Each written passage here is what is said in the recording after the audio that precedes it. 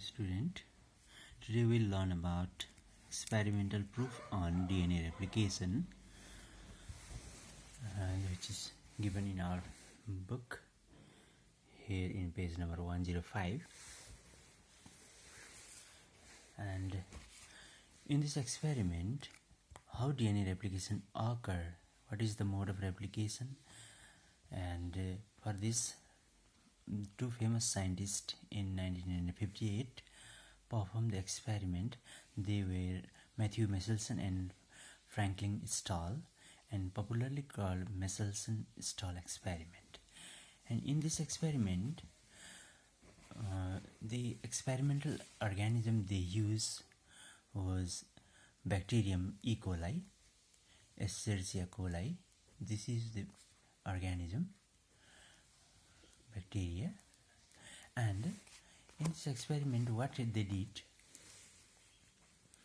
they performed the experiment by growing this bacteria Escherichia coli in medium in lab artificially by using nitrogen source, and that nitrogen source is nothing but that is ammonium chloride, which is here given in the chapter.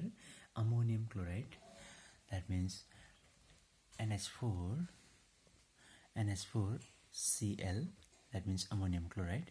In this ammonium chloride, they focus on the nitrogen element. Don't focus on other hydrogen and chlorine. They focus on nitrogen, and just see what type of ammonium chloride they use. They use two type of ammonium chloride. Firstly, the heavy isotope of nitrogen they use, and secondly they use light isotope of nitrogen, that is N14 and N15 ammonium chloride. So these two are the medium. These two are the nitrogen source they use in the medium to grow this particular bacteria called Escherichia coli. What is the target? They want to prove that how DNA replication occur, whether DNA replication occur semi-conservatively or conservatively or in destructive mode. So after experiment, they found that replication occur semi-conservatively. That I am going to tell you at the first, because it will be better, it will be easy for you to understand how replication occur. So replication occur in semi-conservative manner. Semi-conservative manner.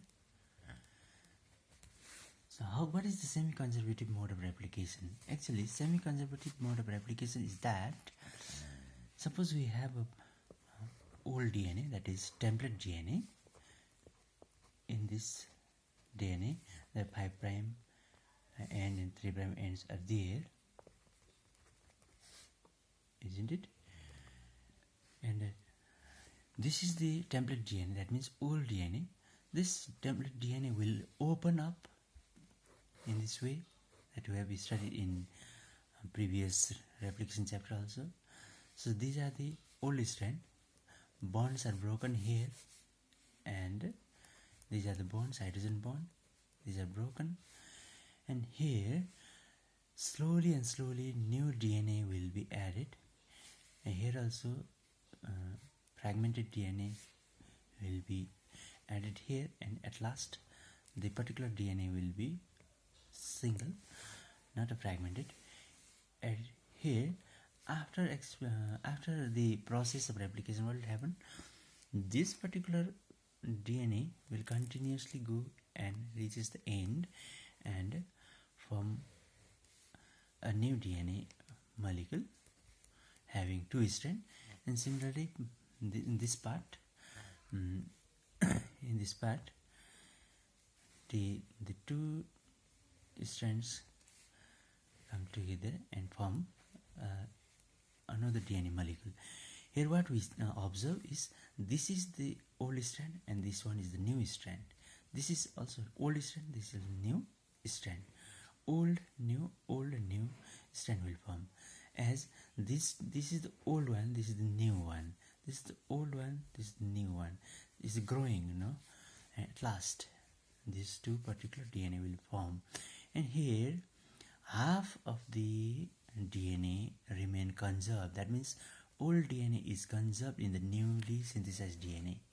So this is the new DNA, this is also new DNA, but here this is not purely new DNA, as the older one is there in the new DNA also.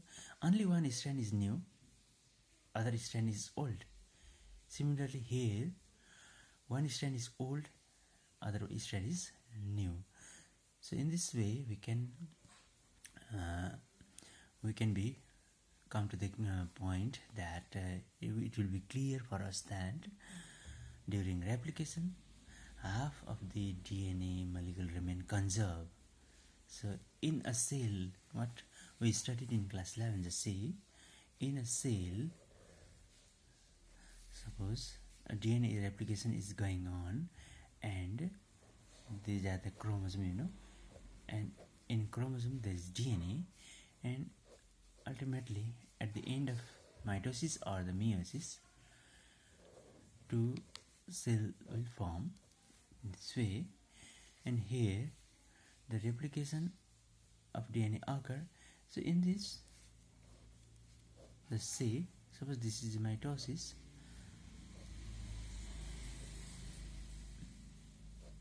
this is mitosis. So in each chromosome, the DNA molecule is there, that is replicated from the parent cell, and new DNA will be there in the new cell. That means here also the old strand is conserved and new strand is also there.